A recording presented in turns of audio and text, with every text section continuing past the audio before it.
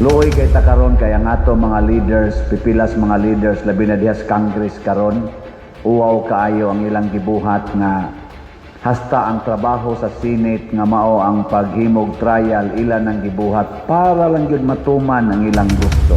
Ang trillions of money ilang gipangkuha, daghang ni testimonya, wa hinuoy kaso, ni anoy gasigig trabaho, nagtinarong, mao hinuoy gi sigihan og gukod.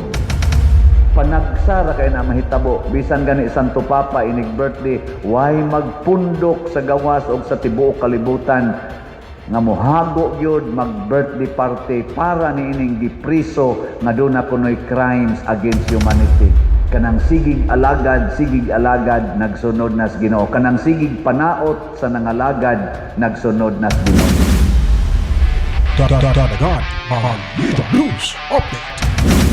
Manglingkod tas makadiyot.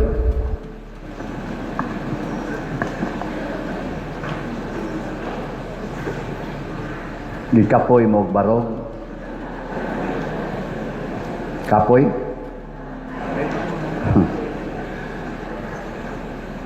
Unsa nakha si Jesus no nga nagbitay gyud sa cross, niya gikulata gikan sa tungang gabi, gilansang sa cross pagka alas 12 udto pagkasunod adlaw, nagbitay hangtod alas 3, una pa namatay, perting paita. Ug nganong gibuhat man ni Jesus, una para gid ni sa atong kaluwasan. Lingay mong tupad ingna grabe ang gibuhat ni Jesus aron ka malangit. Ingna grabe ang gibuhat ni Jesus aron ka malangit.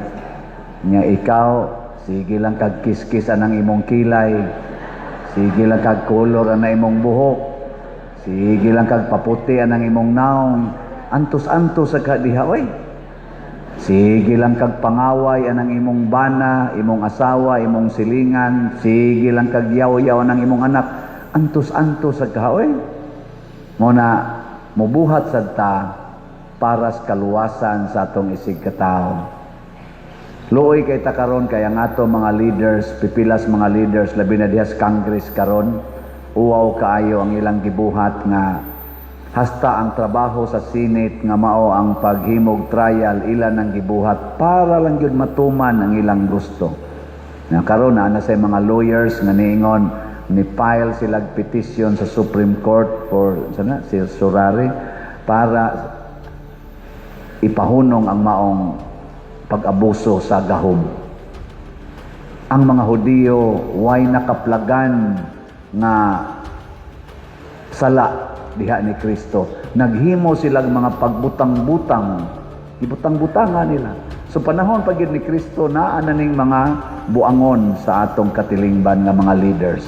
Maghimog mga tinumo-tumo nga mga sala. Ikaduha, nganong gihimo ni Jesus tungod sa iyang pagsugot sa plano sa Dios.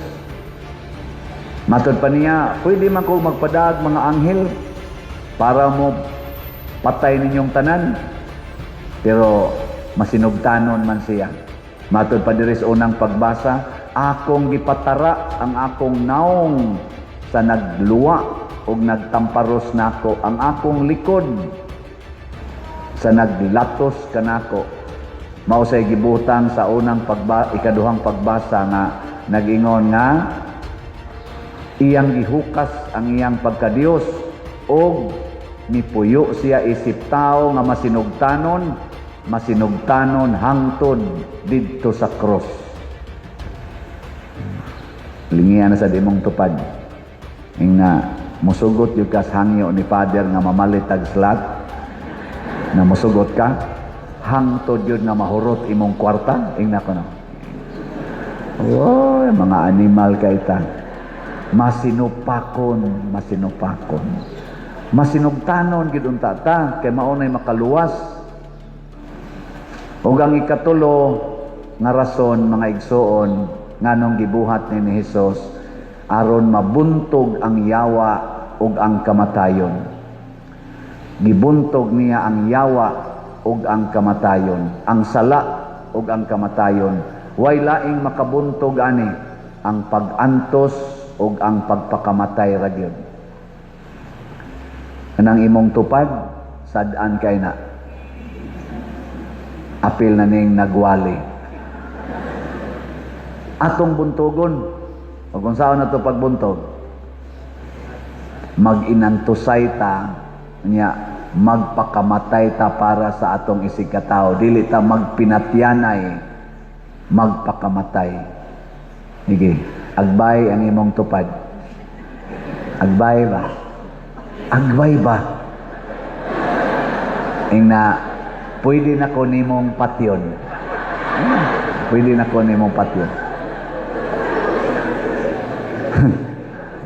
Unta, dili kay magpinatyanay karon gubat sa Iran, pinatyanay dinis ato, pinatyanay sa politika.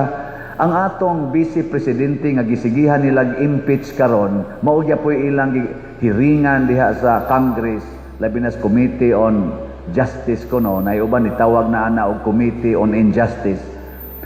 Way klarong sa gasigig tabang nato, gasigig himo ani karong response aning ni ang mga calamities o kani karong krisis na ay gibuhat para sa kaayuhan sa uban. Mao pag i-impeach ang naa hinos Congress ug naa sa executive branch, naa sa atong legislative branch, daghan kayong mga akusasyon nga ang mga malitang kwarta ilang gipang kuha, ang trillions of money ilang gipang kuha. Daghang ni testimonya, wa hinuoy kaso, ni anoy gasigig trabaho, nagtinarong, mao hinuoy gi sigihan og gukod. Si former President Rodrigo Duterte ga birthday gahapon, kita mo social media, purting daghanang ga-celebrate, tibuok kalibutan, labi na dito sa Davao, purting tao nagpasidungog siyang birthday. Mga naa social media na nagkuhag cake, mangantag happy birthday, tibuok kalibutan nag-celebrate siyang birthday. Panagsara kay na mahitabo, bisan gani Santo Papa inig birthday, way magpundok sa gawas o sa tibuok kalibutan nga mohago gyud mag-birthday party para niining gipriso nga doon na kunoy crimes against humanity. Muna mahibong taba sa mga nag-accuse ni ana ngano man daghan man kaayong magsigi og pasidungog niya, unya naa may pipila nga magsigig tulisok nga crimes against humanity ang iyang gibuhat. Mga igsoon, usa ra gyoy atong timailhan nga nagsunod tas Ginoo. Una, andam tang muantos. Kanang taong andam muantos, nagsunod nas Ginoo. Kanang magsigig paantos sa iyang isigkatao, gasunod nas demonyo. Sunod, mualagad ta, bisag dauton ta.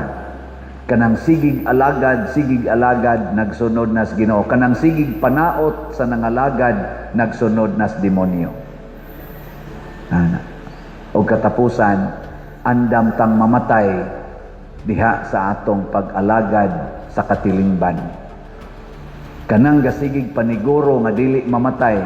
Pala dito ganihas gawas pagdayon natong lakob, ilog yun. Di yun gusto nga adto makalingkod sa gawas kay ari mo lingkod sa sulod kay naay hilipan.